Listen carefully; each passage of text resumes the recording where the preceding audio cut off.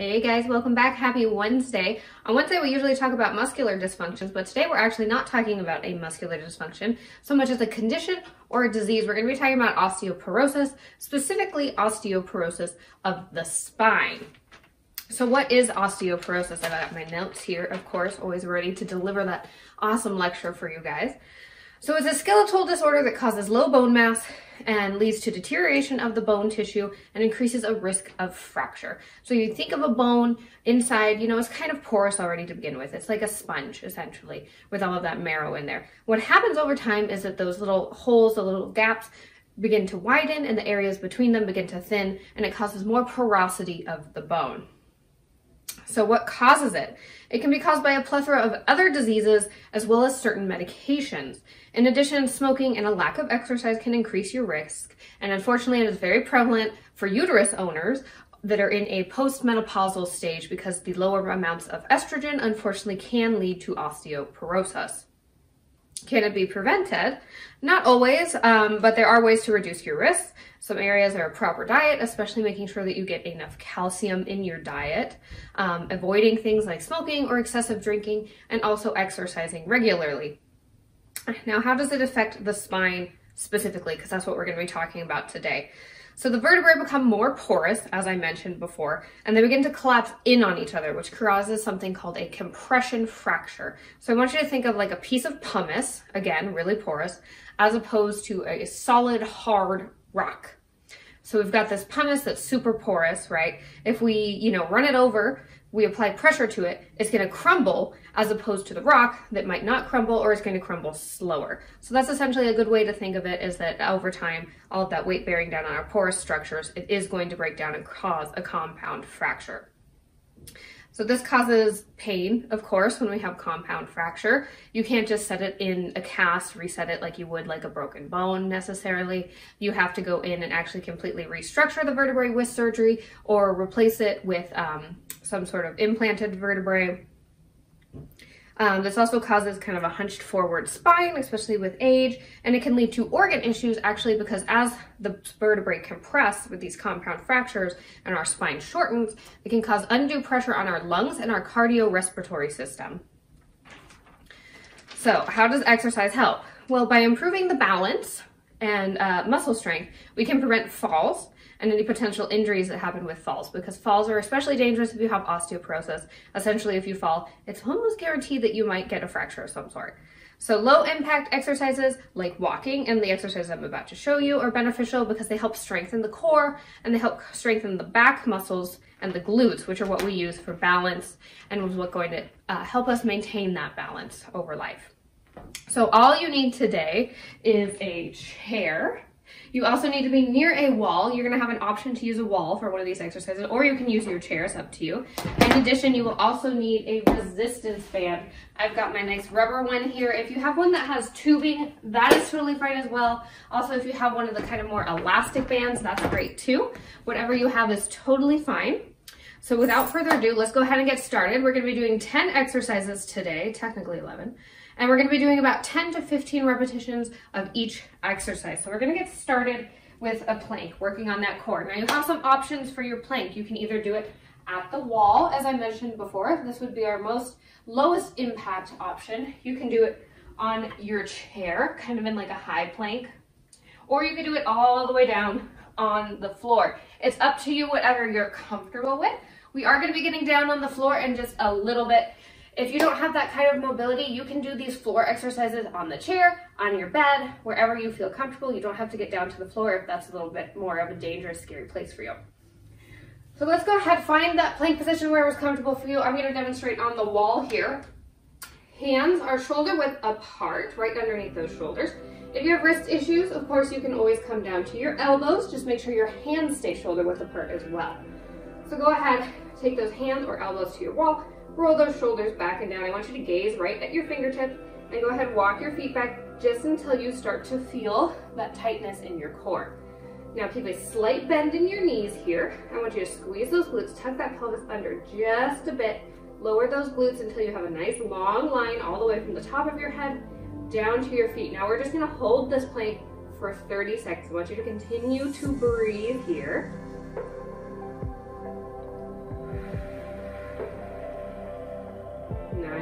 breath. Keep that core nice and strong and stable. Imagine you're pulling those toes towards your hands. One more nice deep breath here.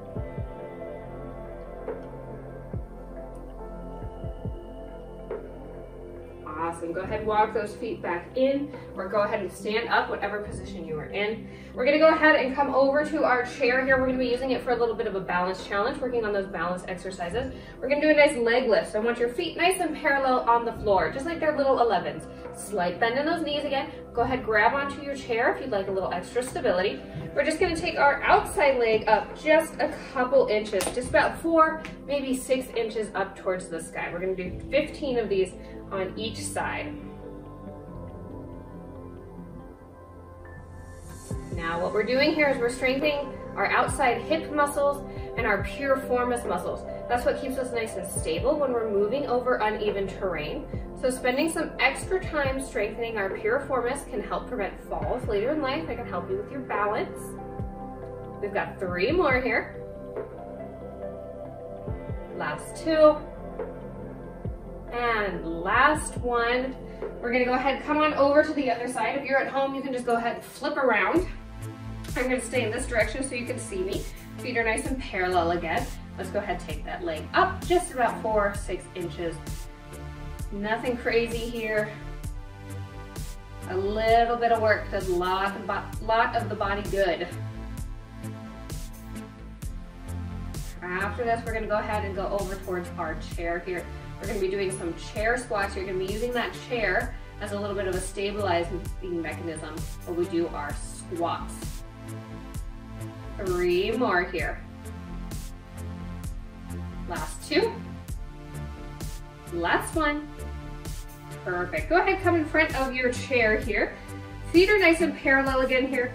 However, there is no wrong way to do a squat. If you feel more comfortable with your legs turned out just a little bit, that's totally fine. Whatever is comfortable in your knees and your ankles. Take those arms straight out in front. I want you to go ahead, take those glutes down just like you're going to sit into that chair. Those knees are staying in line with my ankles. They might come a little forward, but they're not going to be on those toes. Go ahead, bring it on up here. Press those glutes forward just a little bit to get a little extra glute exercise. Perfect. Let's go ahead and do 9 more. Don't forget to breathe. I'm not picky about how you breathe here. You don't need to worry about exhaling up or exhaling down. I just want you to breathe. Don't forget to give those glutes a little squeeze at the top. Now you're keeping the weight in your ankles and in your heels here on those feet, but I want you to keep those toes firmly planted down on the ground. We don't actually want to peel them up towards the sky because that can leave too much pressure in our lower back. It causes the muscles of our lower back to overreact to help stabilize us, and we lose that nice glute and core movement. Perfect. We've got 2 more here, and then we're going to continue on. We're going to do a kickstand squat. Again, working on that balance. Last one. Bring it on up. Perfect. Take it really slow and controlled here. I don't want you to just sunk down into that chair. Now, our kickstand squat, I want you to pick one leg. Doesn't matter which leg. We'll do the other in a minute. And I want you to just rest your weight on your ankle. This time you are going to peel those toes up towards the sky. Other foot is completely flat, firmly planted on the floor. We're going to go ahead and do 10 squats here. Take your time. Working that balance. Now, if you want to do this next to a table or maybe next to another chair to hold on for a little extra stability, you totally can. You don't have to do it in the middle of the room like I do. I just do it so you can see me. Perfect. About halfway done here. We're going to do 5 more on this side, and then we'll go ahead and switch. We'll do 5 on the other side as well. Don't forget that little boot squeeze at the top.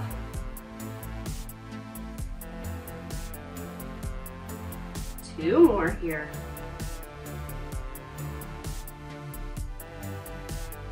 Last one. All right, go ahead, bring it on down. We're gonna just switch feet again, propping ourselves up on that ankle. Other foot is firmly planted. Nice deep breath. Make sure those shoulders are rolled back and down. And go ahead. All right, the good news is after this set, we are completely done with squats. We're gonna go ahead and grab that exercise band. I have mine right here on the chair with me. I hope yours is close by. We're gonna focus a little bit on our back muscles as well as our upper body muscles. Those upper body muscles and those back muscles are so important for posture. They can help prevent that hunch that happens over time with age. We've got 2 more here. Perfect. Last one. And go ahead, bring it on down. All right, go ahead, grab that exercise band. Seat yourself in your chair. Here you can stay seated or you can stand if that feels more comfortable for you. We're just gonna go ahead and take our hands straight out in front. Now, exercise bands work that the closer your hands are together, the more resistance you have. The farther away, the less resistance. So feel free to play with this, kind of determine where you want that resistance to be. I want you to sit up nice and tall here. Think nice tall thoughts through the top of your head. Arms come straight out in line with those shoulders. We're just gonna go ahead and pull apart. Squeeze those shoulder blades back together. I want you to imagine you're holding a pencil between those shoulder blades. Go ahead and release it in. We're gonna do 15 of these, so 14 more. It's up to you where to breathe. I just like to breathe in as I take my arms wide and open that chest up. And I like to exhale as they come together, but it's up to you.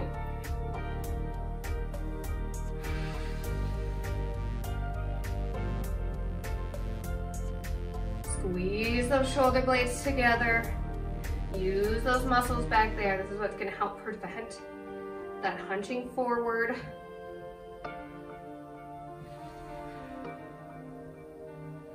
Perfect.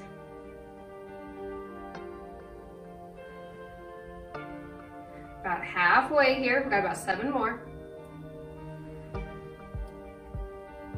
After this, we're gonna go ahead and take this band up overhead. We're gonna do the same exact thing, but it's gonna switch which muscle we're using. We're gonna be focusing on our lats. Those are those muscles that are right underneath your armpits. They go right along your rib cage. They click in towards your hips to your obliques. They're also really important for our posture. Last 2 here. Last one.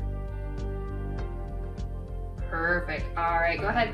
Take those arms up overhead as high as feels comfortable for you and your shoulder. They're starting about shoulder width apart. And again, we're just gonna go ahead, press out. Feel those muscles underneath those armpits really firing up there. Perfect. We're gonna do 10 of these.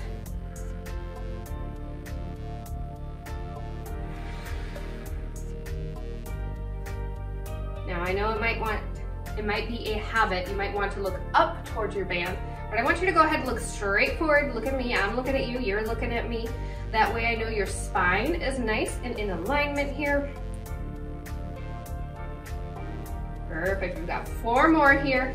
And I'm gonna go ahead and I'm gonna push my chair to the side. We're gonna go down to the floor for a little core work, or to the bed, or to the couch, wherever is comfortable for you.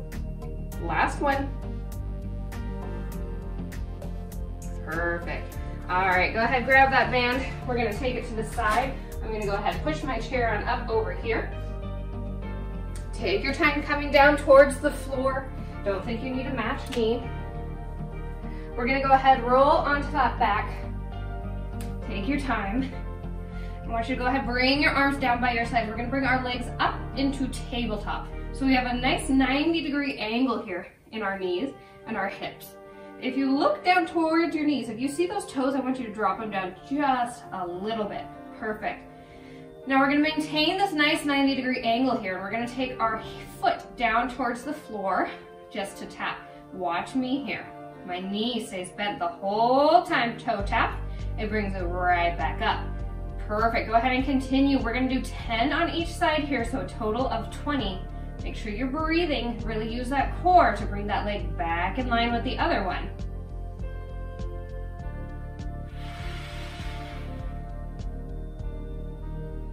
Now, if you feel more comfortable using a pillow for your head, you can totally do that too. If you're more comfortable without it, just like me, that's fine as well.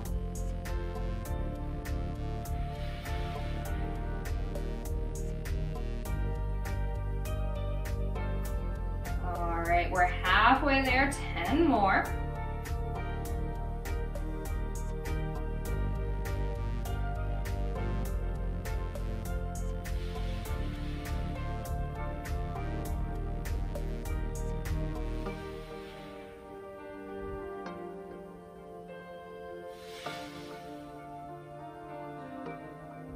Five more. Keep breathing. If you need to take a break at any time and pause me, by all means, go ahead.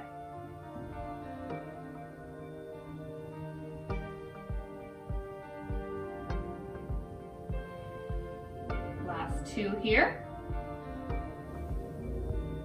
Last one.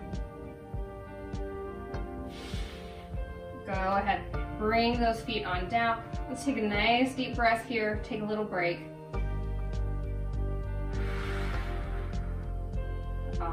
When you're ready, go ahead, bring those legs back up into tabletop. We're gonna do the exact same thing here, but we're gonna be taking both of our legs for a double toe tap. This one's gonna be a little more difficult. If it feels better in your body, just go ahead, go back to that single leg toe tap that we were doing before. That's always an option. We're gonna go for 10 here.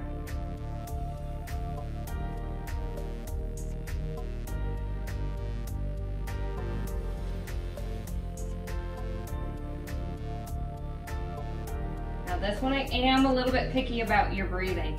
As you're moving, I want you to exhale. That's what's gonna keep that core nice and tight and firing. When we get to the top here, take that little break, inhale, and then exhale, go ahead, lower those toes down, bring them back.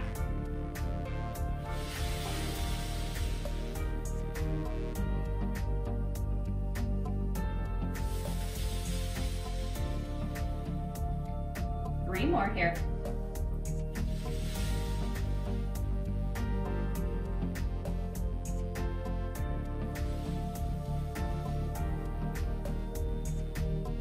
Last one.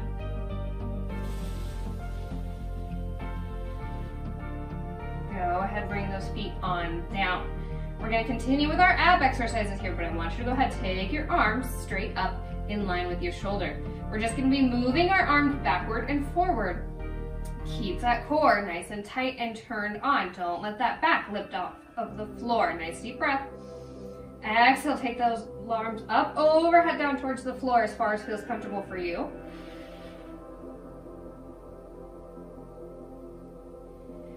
Think about pulling that rib cage down towards your spine. We're going to do 10 of these.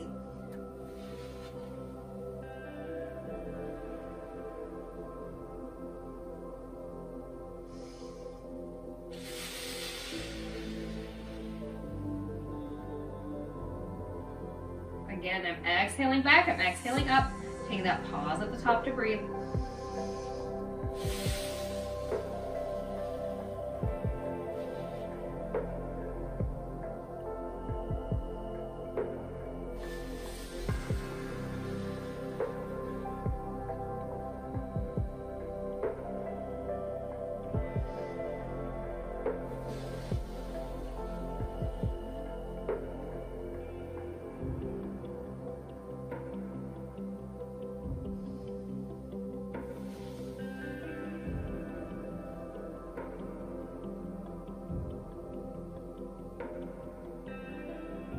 Last three here.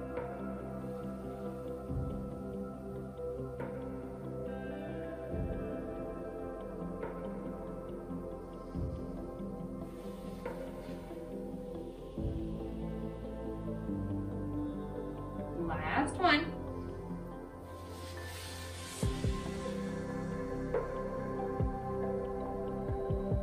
All right, go ahead, bring those arms down. Take a nice deep inhale. Last exercise here. We're going for a little bent knee dead bug. So I want you to go ahead, bring those legs back up into tabletop. This time, arms are gonna come up to meet it. We're gonna go ahead and do our little toe tap, take our arms back, bring it back together. Nice deep inhale here. Exhale. Go ahead, take those arms and feet down towards the floor. Inhale here. We've got 10 of these.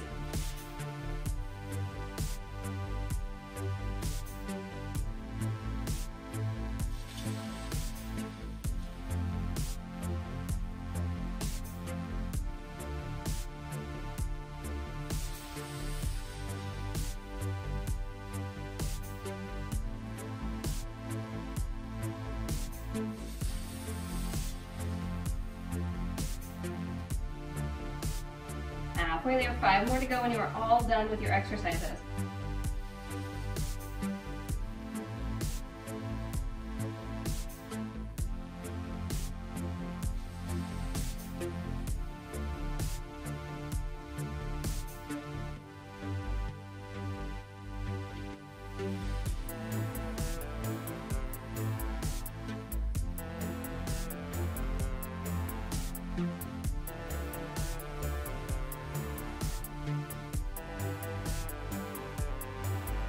Last one here.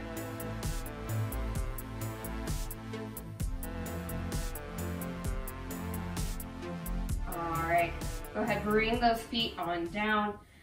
Nice deep breath.